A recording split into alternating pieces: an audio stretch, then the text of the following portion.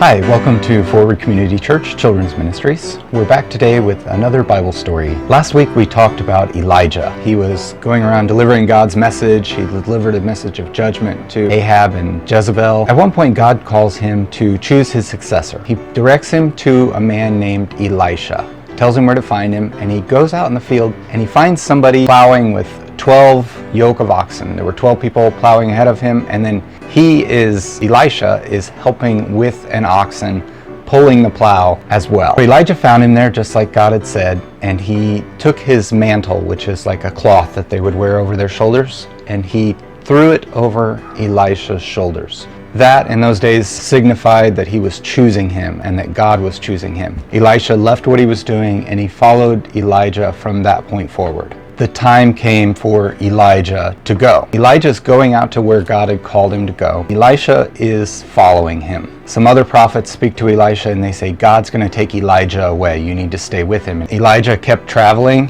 and he would turn back to Elisha and say, why don't you go back home? Why don't you go away? You don't need to be with me.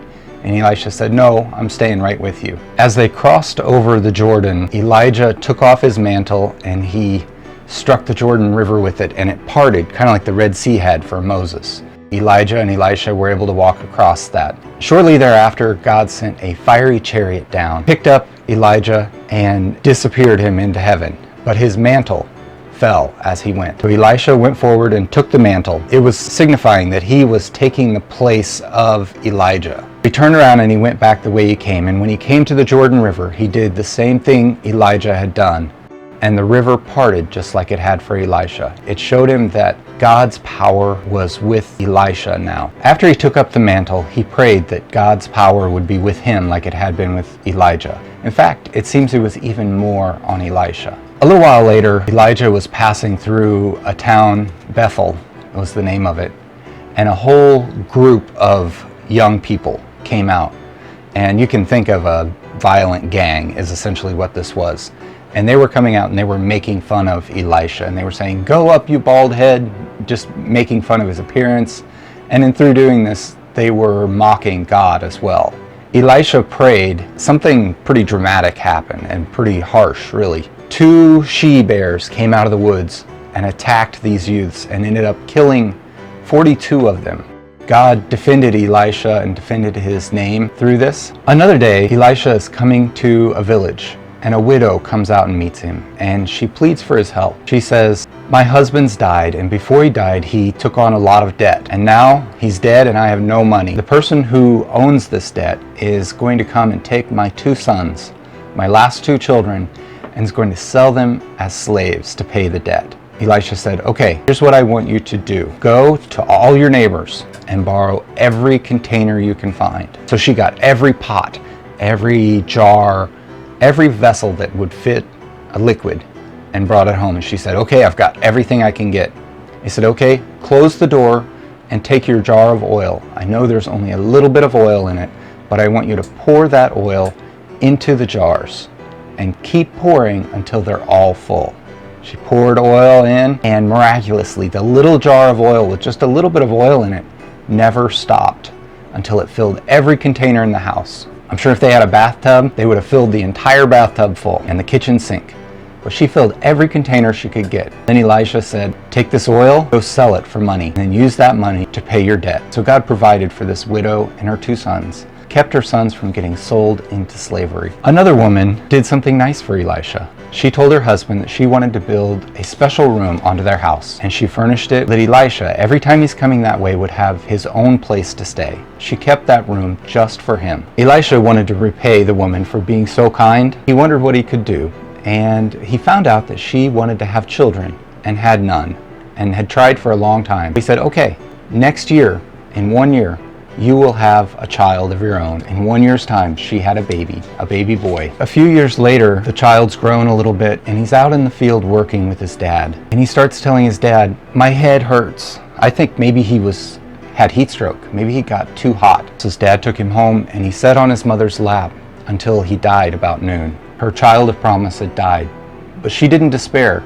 She took the child and she laid him down on Elisha's bed, and Elisha wasn't there. She got on a donkey and she rode to where he was, and she begged him to come quickly. Her child had died please come help. Well, he went back with her. He went into the room where the child was, and he prayed to God, and the child was raised back. God gave her child again. During this time, Syria was a neighboring country that was pretty strong and powerful, and they had a king named Naaman. And he was strong and smart and handsome, except that he had a problem. He had a terrible disease called leprosy. When you had leprosy, you couldn't be near anybody else because it was very contagious. Even though he's king, he had to be separate. He couldn't enjoy life, and his life was at risk. This is a bad disease. One day, the maid of the queen, she said, "I'm a slave now, your servant, but I grew up in Israel. And when I was in Israel, I knew of a prophet named Elisha. I'm sure that he could heal our king if you would ask him." So the wife told her husband. Naaman packed up gold and silver, money, and he took nice clothes, and he set off for Israel. He figured out where Elisha was. He came to him with a large group of people, and he expected to meet the great prophet himself, and for the prophet to call out to God and some big ceremony, and the king would be healed. They get to the house where Elisha is staying, and Elisha doesn't even come out. He just sends his servant out.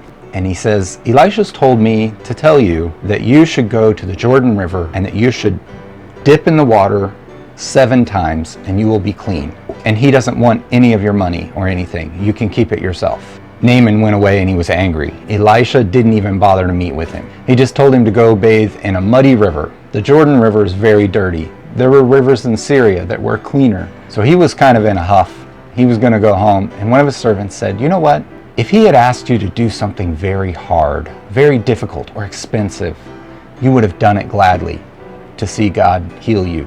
He told you to do something simple and you're angry. Why don't you just go do this simple thing?" So Naaman, he went down to the river and he dipped himself in the river 7 times. And when he came up, all the leprosy was gone. His skin was clean. No more disease.